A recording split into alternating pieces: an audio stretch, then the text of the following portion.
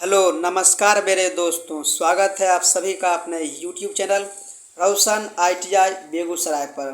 दोस्तों, पारा मेडिकल के इस बृहद श्रृंखला को आज आगे बढ़ाते हुए हम रसायन यानी कि केमिस्ट्री के ही एक महत्वपूर्ण टॉपिक और महत्वपूर्ण क्वेश्चन जो कि पिछले एग्ज़ाम में पूछा गया क्वेश्चन है और अगले एग्ज़ाम में भी पूछे जाने की संभावना है, वैसे ही क्वेश्चन को हम इस वीडियो में आप लोगों के बीच ला रहे हैं। तो सीधा हम लोग अब क्वेश्चन की ओर चलते हैं।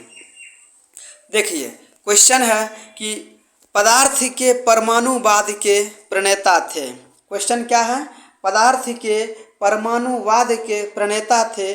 तो इसका ऑप्शन क्या हो जाएगा? ऑप्शन नंबर डी यानी कि डाल्टन हो जाएगा।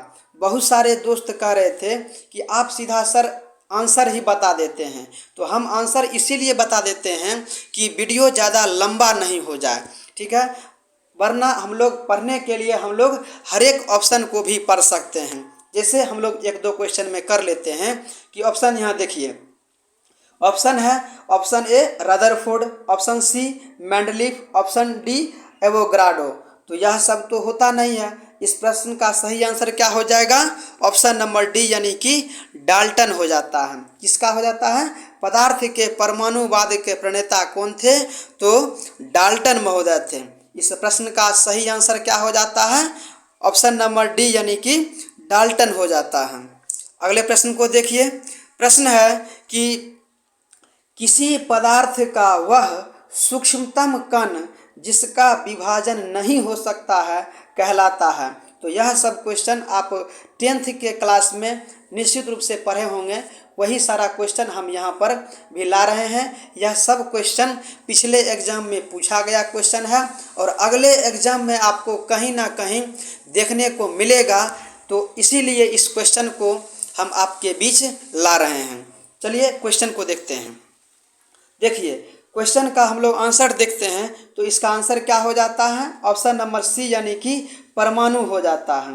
परमाणु क्या होता है कि यह सूक्ष्मतम कण में नहीं बंटता है। परमाणु के को ही हम लोग संयोग करके, मतलब दो परमाणु को मिला करके ही हम लोग अणु का निर्माण करते हैं। और अणु को अगर तोड़ते हैं तो क्या होता है? परमाणु बन जाएगा, लेकिन परमाणु को हम लोग तोड़ नहीं सकते हैं। वही बात यहाँ पर कहा गया है। तो इस प्रश्न का आंसर क्या हो जाता है? ऑप्शन नंबर सी यानी कि परमाणु हो जाएगा। अगले प्रश्न को देखिए। प्रश्न है कि प्रश्न एक बार देखते हैं कि निम्न में से कौन सा युग्म सुमेलित नहीं है। मतलब कहता है कि कौन सा युग्म सुमेलित नहीं है। तो अब यहाँ देखिए, आविष्कार और आविष्कारक के बारे में दिया गया है। तो प्रोटॉन की खोज किसने किया था?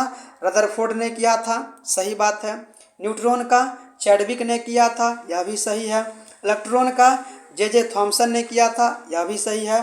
फोटोन की खोज युकावा ने किया था, गलत बात। क्या किन्होंने किया था? मेसोन ने किया, सॉरी, फोटोन की खोज युकावा ने किया था, यह क्या है? गलत है। तो इस प्रश्न का आंसर क्या हो जाता है? ऑप्शन नंबर डी हो जाता है।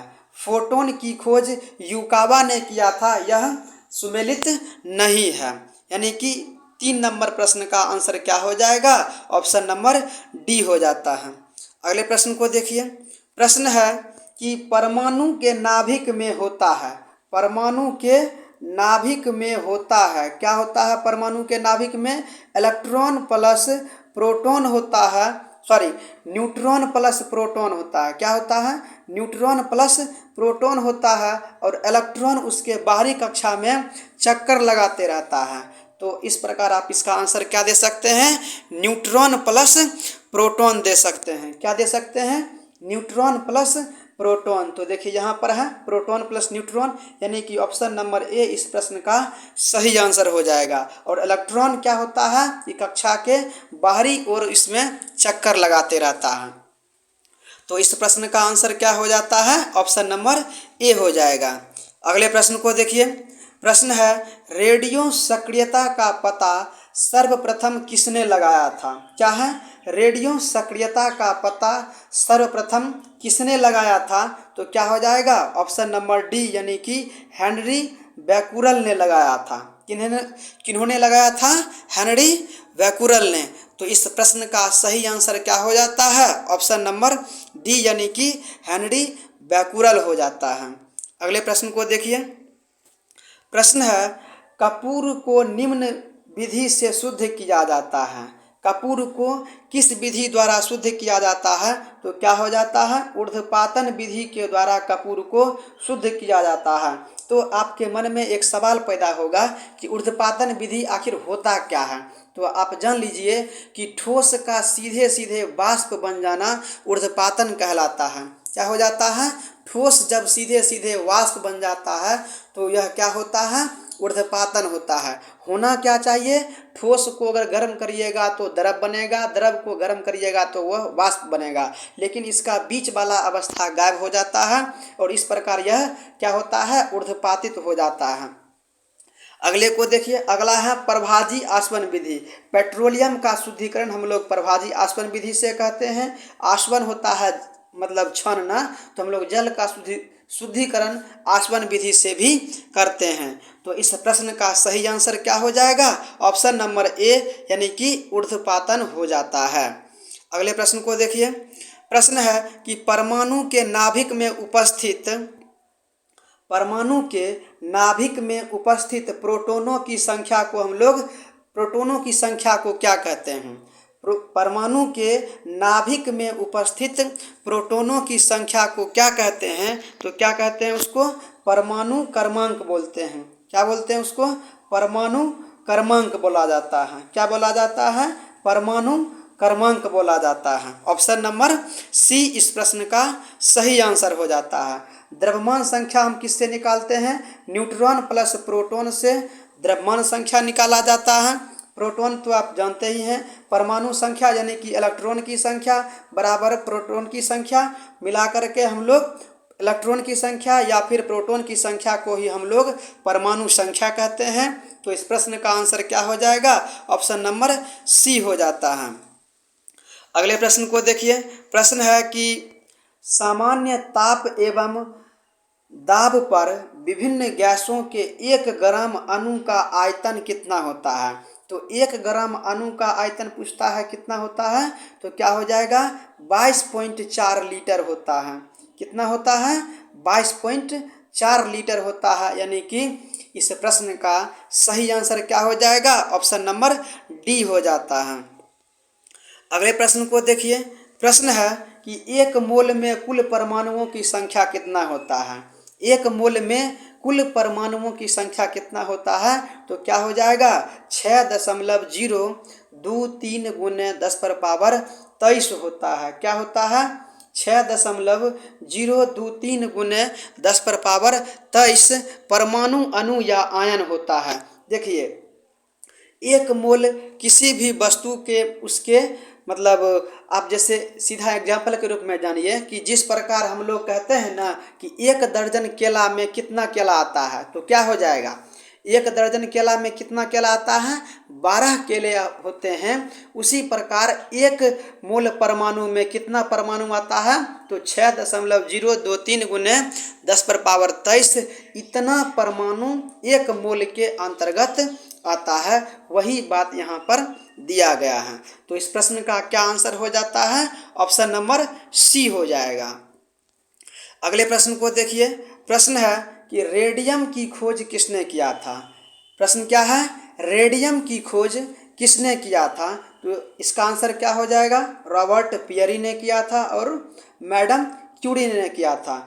तो इसका आंसर हम लोग क्या देखते हैं? ऑप्शन नंबर ए और बी दोनों सही है। इस स्थिति में हम लोग ऑप्शन नंबर डी को सही मान लेंगे। ठीक है, तो इसका आंसर क्या कहना है? ऑप्शन नंबर डी हो जाएगा। अगले प्रश्न को देखिए।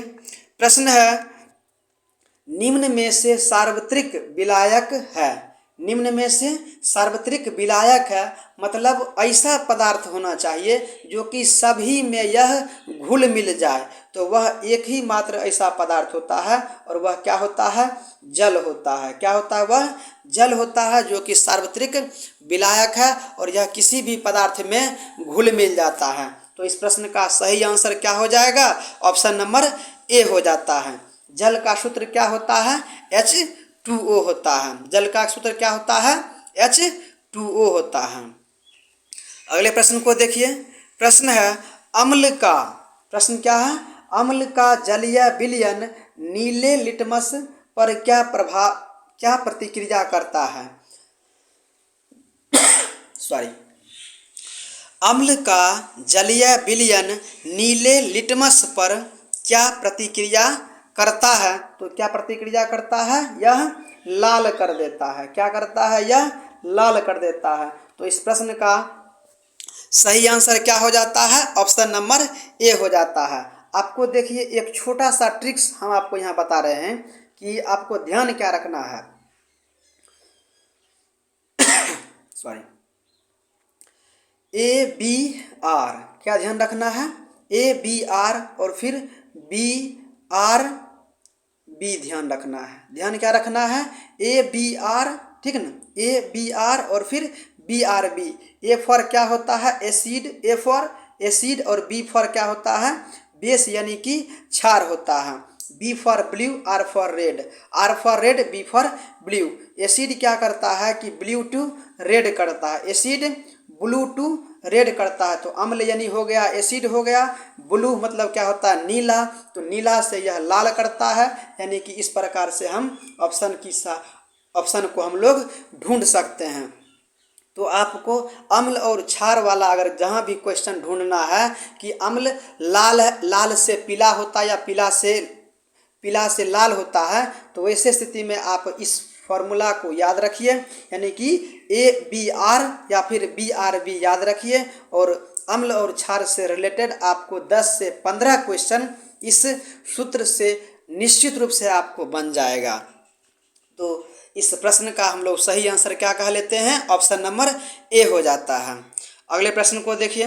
प्रश्न है कि रक्त का पीएच मान क्या है? रक्त का पीएच मान क्या होता है? तो क्या हो जाएगा? 7.4 जो कि क्षारीय होता है। क्या होता है? 7.4 जो कि क्षारीय होता है। अब देखिए यहाँ सात के इस पार, मतलब 7 के इस पार क्या होता है? क्षारीयता बढ़ते जाता है। और 7 से पहले तो क्या होता है? अम्लीयता बढ़ते जाता है। क्या होता है? अम्लीयता बढ़ते जाता है। तो पूछेगा कि बताइए सबसे अधिक अम्लीय कितना होता है?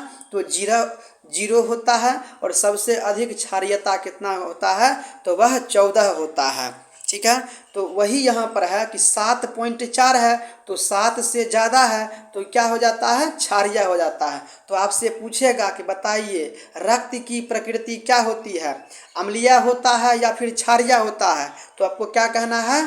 क्षारीय होता है। और इसका पीएच मान कितना होता है? 7.4 होता है। देखिए पीएच का अगर आपको फॉर्मूला कहीं बाय द वे अगर पूछ लेगा तो क्या कहना है? पीएच यानी कि पोटेंज होता है। पीएच यानी कि पोटेंज ऑफ हाइड्रोजन। पीएच मतलब पोटेंज ऑफ हाइड्रोजन होता है। पीएच स्केल की खोज किसने किया था? सोरेनसन ने किया था। आपको यह सब चीज़ भी ध्यान में रखना होगा। तो देखिए इस प्रश्न का आंसर क्या हो जाएगा? ऑप्शन नंबर सी यानी कि 7.4 हो जाता है। अगले प्रश्न को देखिए। प्रश्न है शुद्ध जल का पीएच होता है। शुद्ध जल का पीएच होता है तो क्या हो जाएगा? ऑप्शन नंबर बी यानी कि 7 होता है। 7 होने पर क्या होता है? उदासीन होता है। 7 होने पर क्या होता है? उदासीन होता है। मतलब ना ही वह अम्ल होगा ना ही वह क्षार होता है। तो शुद्ध जल का पीएच मान क्या हो जाता है? 7 होता है। और इसकी प्रकृति क्या होती है? उदासीन होता है। तो इस प्रश्न का आंसर क्या हम लोग कह लेते हैं? ऑप्शन नंबर बी हो जाएगा। अगले प्रश्न को देखिए। प्रश्न है कि ड्यूटेरियम में होता है। ड्यूटेरियम में होता है क्या होता है? एक न्यूट्रॉन होता है और एक प्रोटॉन होता है। देखिए हाइड्रोजन के कितने समस्थानिक होते हैं? 3 समस्थानिक होते हैं। प्रोटियम, ड्यूटेरियम और ट्राइटियम होते हैं। ट्राइटियम जो हाइड्रोजन के समस्थानिक हैं वह रेडियो सक्रिय समस्थानिक हैं। ड्यूटेरियम का प्रयोग हम लोग परमाणु भट्ठी में क्या कहते हैं कि मंदक के रूप में करते हैं। और ड्यूटेरियम में क्या होता है कि एक न्यूट्रॉन एवं एक प्रोटॉन इसमें उपस्थित रहता है, ठीक है। और हाइड्रोजन में कोई भी न्यूट्रॉन उपस्थित नहीं रहता है, आप इस चीज़ को भी ध्यान में रखें। तो इस प्रश्न का क्या आंसर हो जाएगा? ऑप्शन नंबर ए, यानी कि एक न्यूट्रॉन एवं एक प्रोटॉन होता है। अगले प्रश्न को देखिए। प्रश्न है सबसे हल्का तत्व है, सबसे हल्का तत्व है तो क्या हो जाएगा? ऑप्शन नंबर सी, यानी कि हाइड्रोजन है। सबसे हल्का तत्व हाइड्रोजन और सबसे हल्की धातु क्या हो जाएगा? सबसे हल्का तत्व हाइड्रोजन और सबसे हल्का गैस हीलियम होता है। सबसे हल्का गैस क्या होता है? हीलियम होता है। इसीलिए वायुयान के टायर में हीलियम गैस भरा जाता है ताकि वह वायुयान को ऊपर में हवा में उड़ने में मदद प्रदान करें। तो इस प्रश्न का हम लोग क्या आंसर कहते हैं? ऑप्शन नंबर सी हो जाएगा। अगले प्रश्न को देखिए। प्रश्न है कि ऑक्सीकरण में क्या होता है? इलेक्ट्रॉन ग्रहण किए जाते हैं, इलेक्ट्रॉन मुक्त किए जाते हैं, या फिर प्रोटॉन ग्रहण किया जाता है, या फिर प्रोटॉन मुक्त किया जाता है। तो क्या हो जाता है इसका आंसर? ऑप्शन नंबर बी, यानी कि इलेक्ट्रॉन मुक्त किया जाता है। किसमें? ऑक्सीकरण में। तो इस प्रश्न का आंसर क्या हो जाएगा? ऑप्शन नंबर बी हो जाता है। अगले प्रश्न को देखिए। प्रश्न है कि वायु है तो क्या हो जाएगा? ऑप्शन नंबर ए, यानी कि वायु क्या है? यह एक मिश्रण है। वायु क्या है? एक मिश्रण है। आप सीधा सीधा जान लीजिए कि मिश्रण हम किसको कहते हैं, तत्व किसको कहते हैं और यौगिक किसको कहते हैं। तो आप सीधा एक फंडा याद रखिए कि जिसका सूत्र होता है वह क्या हो जाएगा? या तो वह तत्व होगा या फिर यौगिक होगा। जिसका सूत्र होगा वह क्या होगा? तत्व होगा या फिर यौगिक होता है। जिसका सूत्र नहीं होता है वह क्या होता है? मिश्रण हो जाता है। तो वायु का सूत्र नहीं होता है, इसीलिए वायु क्या है? मिश्रण है। अब देखिए, जिसका सूत्र होता है मतलब कि अगर अकेले रहेगा, ठीक ना, क्या रहेगा? अगर अकेले रहता है तो वह तत्व में हो जाएगा। अगर किसी के साथ होता है, ठीक ना, किसी के साथ अगर होता है तो वह क्या होता है? यौगिक होता है। आप ऐसे करके तत्व, यौगिक और मिश्रण को छांट सकते हैं। तो इस प्रश्न का सही आंसर क्या हो जाएगा? ऑप्शन नंबर ए, यानी कि मिश्रण हो जाता है। अगले प्रश्न को देखिए। प्रश्न है आधुनिक आवर्त नियम का प्रतिपादन किसने किया था? आधुनिक आवर्त नियम का प्रतिपादन किसने किया था? तो किसने किया था? मेंडलीफ ने किया था। किन्होंने किया था? मेंडलीफ ने आधुनिक आवर्त नियम का प्रतिपादन किया था। यानी कि इस प्रश्न का सही आंसर क्या हो जाएगा? ऑप्शन नंबर बी हो जाता है। न्यूलैंड्स ने अष्टक नियम दिया था। मोसले ने परमाणु क्या कहते हैं कि द्रव्यमान संख्या पर इन्होंने, इनका पीरियोडिक टेबल है। मेंडलीफ का परमाणु भार पर है। तो आप यहाँ तक भी देख लिए। मेंडल ने मटर के पौधों का प्रयोग करके आनुवंशिक के गुणों का पता लगाया था। तो आप इन चारों ऑप्शन को इस तरीके से भी याद रख सकते हैं। तो इस प्रश्न का सही आंसर क्या हो जाता है? ऑप्शन नंबर बी, यानी कि मेंडलीफ को माना जाता है। चलिए अगले प्रश्न को देखते हैं। प्रश्न है सबसे अधिक विद्युत ऋणात्मक तत्व है। सबसे अधिक विद्युत ऋणात्मक तत्व है तो क्या हो जाता है? क्लोरीन होता है। क्या हो जाएगा? क्लोरीन सबसे अधिक विद्युत ऋणात्मक तत्व है और परमाणु संख्या में इसका क्रम कितना नंबर में आता है? 17 नंबर में इसका क्रम आता है। आपको इस चीज को भी ध्यान में रखना होगा। तो देखिए इस प्रश्न का क्या आंसर हो जाएगा? ऑप्शन नंबर डी, यानी कि क्लोरीन हो जाता है। तो दोस्तों यही रहे कुछ इम्पोर्टेंट क्वेश्चन जो कि केमिस्ट्री यानी कि रसायन विषय से हैं। तो आपको इस तरीके से, इस तरह के क्वेश्चन को भी आपको ज़रूर पढ़ के जाना है। तो उम्मीद हम करते हैं कि आप ऐसा भी क्वेश्चन पढ़ भी रहे होंगे और हमारे वीडियो के माध्यम से भी आपको पढ़ने में बहुत ही ज़्यादा आसान सुविधा प्रदान होता होगा। तो इसी तरीके से आप अपना प्यार हमें देते रहें और उम्मीद करते हैं कि हमारा यह वीडियोस आपको पसंद आया होगा। अगर पसंद आए तो एक बार लाइक ज़रूर करें और अपने दोस्तों के साथ शेयर बिल्कुल करें। मिलते हैं अगले कोई वीडियो में, तब तक के लिए धन्यवाद।